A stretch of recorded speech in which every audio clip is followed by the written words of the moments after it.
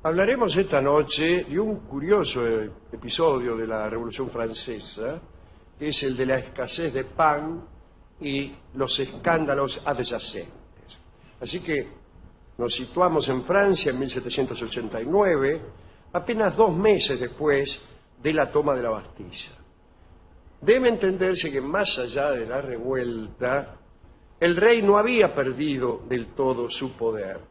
Se gestó la Asamblea Constituyente, ahí aparecían nuevos derechos, pero se mantenía la forma monárquica de gobierno. Hasta que el rey fue considerado traidor a la patria, recuerdan ustedes, por intentar obtener ayuda de países absolutistas. Bueno, en Francia, hasta ese episodio extraño, hasta ese episodio pervivió una especie de monarquía constitucional. Bueno, en medio de las deliberaciones entre la Asamblea Constituyente y el rey, se producían fuertes enfrentamientos. Y en septiembre de 1789 se produjo una escasez de pan. Faltaba el Marroco. El año anterior había venido un huracán de granizo, ¿qué tal, señora?, que había destruido gran parte de la cosecha de trigo. Entonces la harina se había convertido en un artículo muy escaso.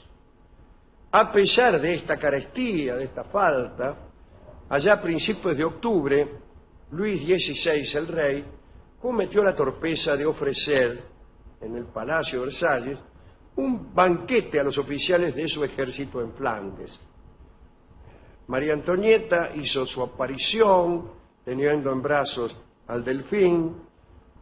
Se abrieron botellas de buenos vinos, hubo un bailón o así, con un lujo desmesurado.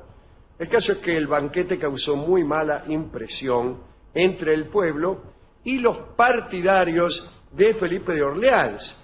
Los Orleans eran una rama secundaria de la familia que se proponía lograr la caída de Luis XVI y el encumbramiento de Felipe, que era el jefe de aquella rama de la familia. A este Felipe de Orleans le llamaban Felipe Igualdad, justamente por sus posiciones públicas, eran siempre favorables al tercer estado, es decir, al pueblo. Bueno, Felipe había distribuido mucho vento entre los que tenían hambre y había redactado, había hecho el libreto de una reacción que debía parecer espontánea. El 5 de octubre de 1789, una multitud abandonó París, dirigida por un sargento orleanista llamado Melior, y empezaron a marchar hacia Versalles. Versalles queda, no sé si son 40 kilómetros o algo así. En esa tropa, compuesta por agitadores a sueldo de Felipe, iban 3.000 prostitutas que habían sido reclutadas en los barrios de la capital y especialmente en la población galante del Palais Royal, que era el lugar frente al cual se congregaba la aristocracia de la prostitución parisina. El Palais Royal había sido, en otra época, la residencia del cardenal Richelieu. Está todavía ese lugar, queda ahí en la calle Rivoli. Uno entra, ahora han puesto una especie de plataformas de distinta altura, hay una especie de gran patio interior rodeado por arcadas y pequeños comercios como una galería que vende cosas, entre otras pequeñas cajas de música. Bien, pero en aquel entonces uno iba ahí no a comprar cajas de música, sino a buscar prostitutas. De ahí habían sacado miles de ellas para llevarlas a Versalles. Los reclutadores habían sido muy hábiles porque sabían que aquellas damas podían causar desórdenes, incluso desórdenes entre las tropas que custodiaban el Palacio Real.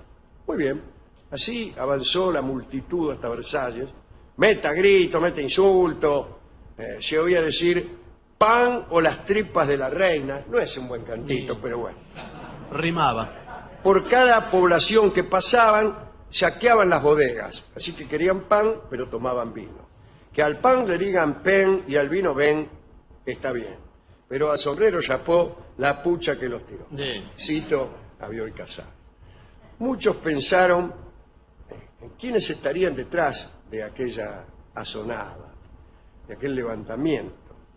Bueno, algunos pensaban que ciertos miembros de la asamblea, los más belicosos, podían estar del levantamiento. Otros decían que eran los traficantes de harina que querían crear el desorden para enriquecerse.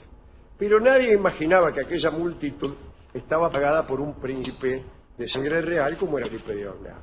Cuando la columna llegó ante el palacio, el sargento Mellard quiso cantar una vieja canción en honor a Enrique IV, que había sido un rey muy popular.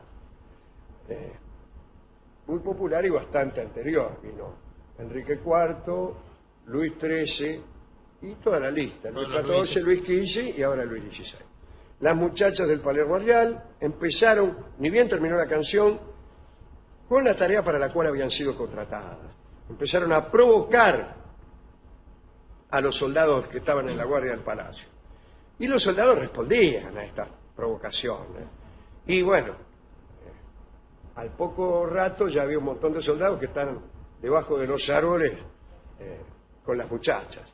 Todos los senderos que conducían a Versalles se convirtieron en un verdadero lupanar, discúlpeme usted. Señor. Todos bebían, cantaban y se hacían el amor pluralmente, sin ningún pudor. Los soldados en la puerta, que estaban en la puerta, los que estaban justo en el portón, un poco se distrajeron. Sí, no digo claro. que se fueron, pero un poco se distrajeron. Y finalmente el rey, Luis XVI, recibió a 5 delegadas. 5 delegadas que eran 5 prostitutas.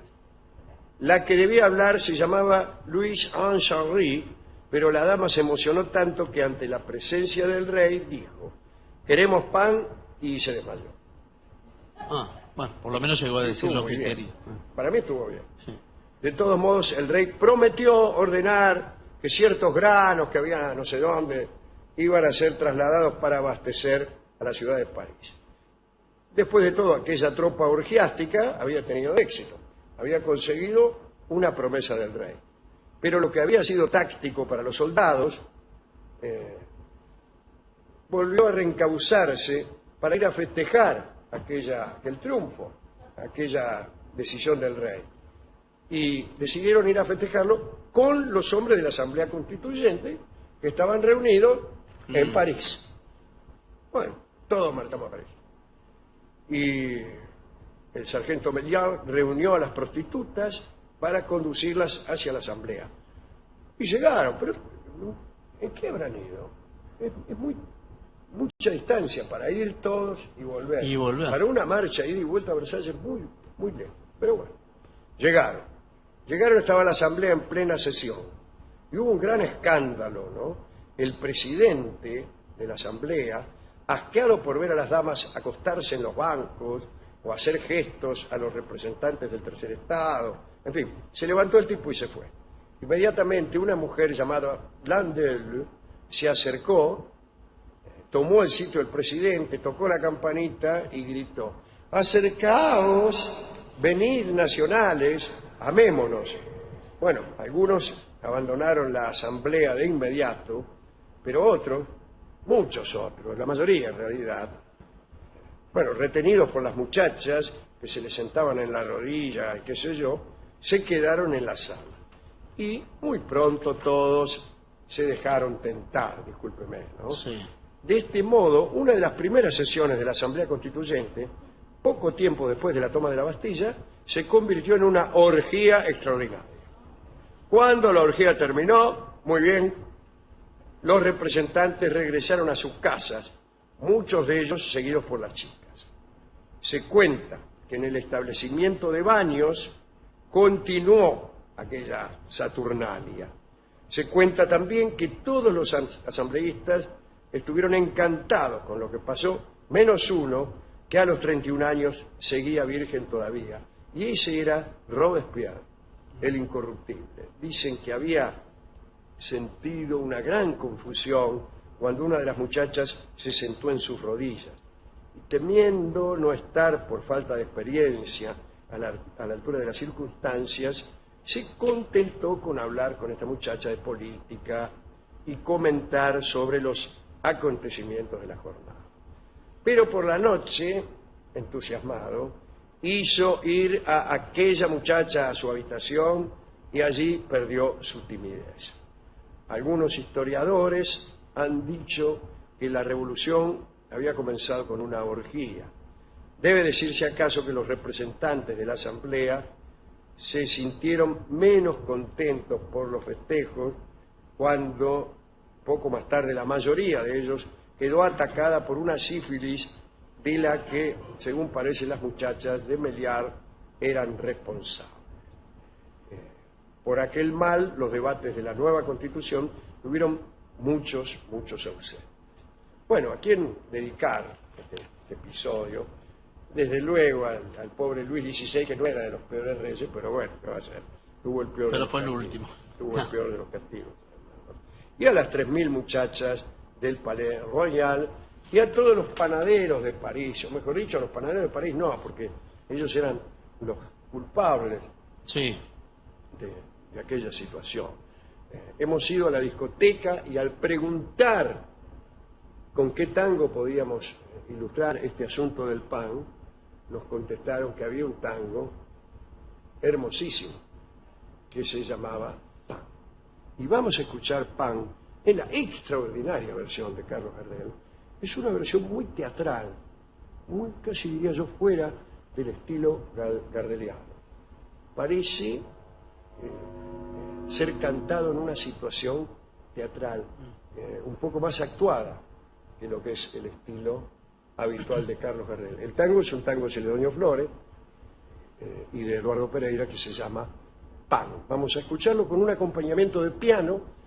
Participa el violín de Solsona un momentito en la introducción y después no, porque el piano toca como los pianistas del teatro, siguiendo casi una actuación.